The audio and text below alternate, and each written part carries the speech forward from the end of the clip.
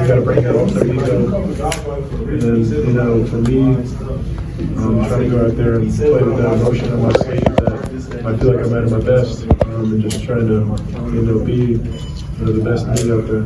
I just feel like, given what happened at the end of the Wisconsin game, like you guys could lose some of your edge and kind of not play with that fire, but do you feel that's happened at all, or you're not worried about stuff like that? I mean, that's who, you know, Michigan basketball is. That's what, you know, that's what a Juwan Howard-led team is, you know, gritty. He always says, you know, toughest, nastiest, hardest working. And so, you know, we try to emulate that each and every day. We go out there on the floor, and for us, you know, trying to play for him. You seemed especially animated and verbal or whatever. Is it because of the rivalry? Is it anything that was being said from the other side at all? I mean, yeah, the rivalry is, you know, definitely strong, and everybody knows about it. I'm just trying to, you know, get myself, you know, as motivated as I can, and just trying to have energy that my teammates can feed off of. Hunter, last time you guys played MSU, you still scored a bunch, but they gave you a really tough time in the paint. What adjustments did you make tonight to kind of have more success?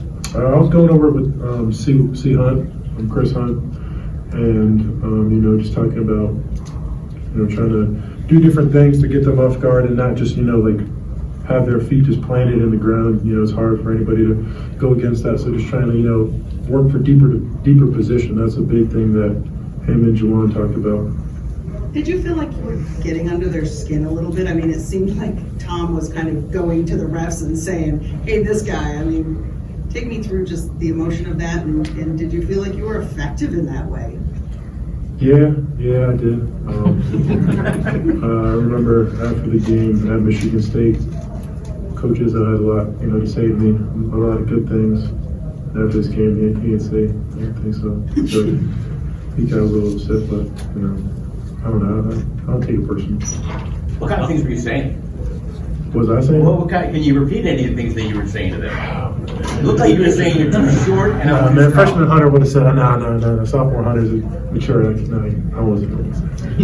Did you and Coach Izzo shake hands? Yeah. Okay. No, I mean, you heard his quote. You know, he's going to shake hands regardless, right? Right. Yeah, he's a man of his word.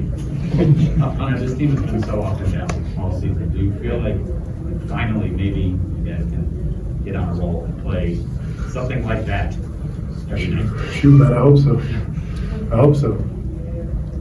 Did you sense at this point in the season that tonight you needed to really amp things up in every sense to really kind of carry this team?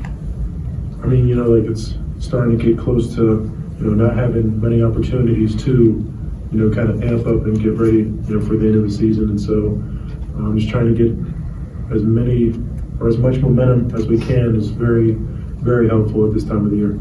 Hunter, how did you think Frankie played in the first half when he had to come in for Devontae? I mean, Frankie was huge, you know, bringing in minutes off the bench. When Devontae had 2 fouls, knowing that, you know, he wouldn't be able to play for the rest of the first half. I mean, you know, I think the stats are a little bit misleading. You know, he might have not had the most, he might have not had like, the most padded stats, but his impact was definitely felt out there amongst his teammates and me for sure. He played a great game, and really happy for him the way that he was able to play out there because, you know, I know he puts in a lot of hard work in practice and, you know, outside of practice, and for him to be able to, you know, affect the game for us in a positive way was huge for us. And Terrence did show up in the box. We'll talk about what he brought to you guys with those threes. Yeah, no, the 3 threes, you know, were huge for us. You know, anytime, you know, you can open up that defense. They're heavy in their gaps, and so, you know, we know our shooters in the corners are going to have some open looks, and T-Will, you know, took advantage of that, made them pay. Lots made of 4 games in 8 days and playing in 2 games in 3 days. Is that overblown a little bit? You guys didn't seem to be too tired out there. I mean, it definitely is tough. I mean, that's kind of, you know, what it is. Can't really, you know, like change it right now, but it's tough. But, you know, like I said earlier, you know, we pride ourselves on being toughest, nastiest, you know, most competitive team out there, and so, you know, whatever it takes at this point. Do you take it at all personally when they try to play you one-on-one in the post? I mean, I kind of like it. I'm not gonna lie, but I appreciate it. Man. The surprise you that they continue to go that route? No, I mean, I think, Coach Izzo has, a lot of faith in his big men. They got, seems like they got like 7 of them. He's swapping them in and out. But, have confidence in your big men.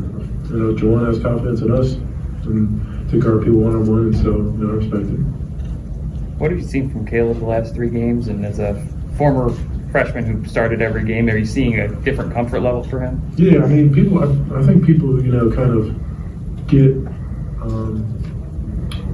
little ahead of themselves when they see, highly touted freshmen coming in and just think that, it's going to click right away for them. Division I basketball is hard, man. Like, some people make it look, a lot easier than it is, but Division I basketball is hard. And for us, playing in the Big Ten against, great teams and great coaches, they scheme and, try to take away your strengths. And so it's hard out there. But, I think, you're seeing him really be comfortable out there, really make an impact offensively. But, defensively, he's really started to come along and really, grow in the area. I think that's his biggest piece of growth outside of, the shot making, obviously. Hunter, it was a unique environment with the students going. It almost felt like a Big Ten tournament. A lot of Michigan State fans in the house. Did that help motivate you, or are you indifferent to that type of thing?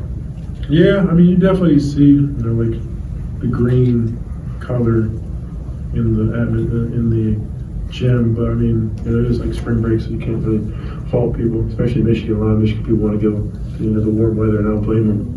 I mean, it was like 48 degrees here, and I was rolling with the windows down. So, I mean, fans do a good job supporting us. Home, away, neutral. They definitely did a good job out there today. Uplifting us and giving us energy. Did you guys feel like you came out and played like your NCAA bid was kind of on the line to a certain degree? Yeah, I mean, we try not to think about that too much, but I mean, it's kind of obvious at this point that, it is what it is. Back to the handshake line at the end of the game on the 29th. What was Tom saying to you? I mean, was he praising you, or? I don't really know what I did last week, so that's kind of hard. Yeah. Good words, good words, for sure. And you said no words today, right? Nah. Sorry. Were you surprised Frankie didn't get more second half minutes, after a good first half performance? I mean, I'm not in charge of the substitution, so it's like,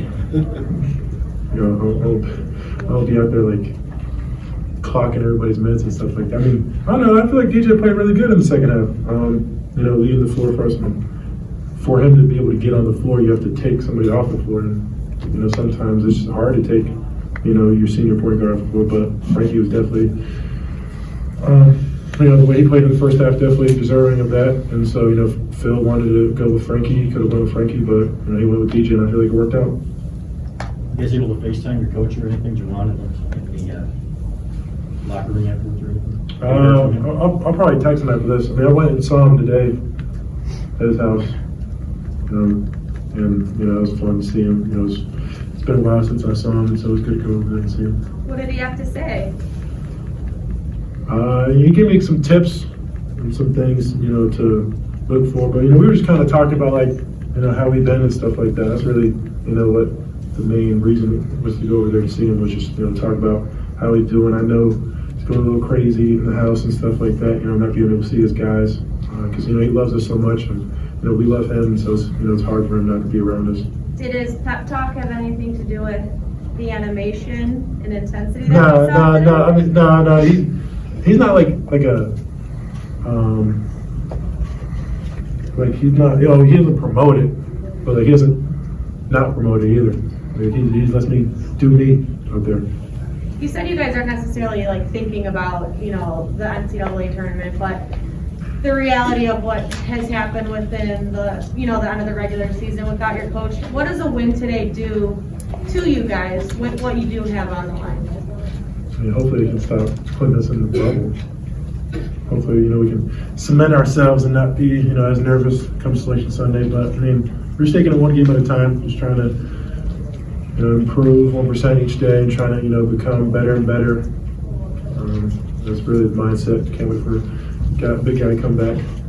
Was it just you who went over there or any teammates? It was me and Chase, you know, like, I had to bring his son along.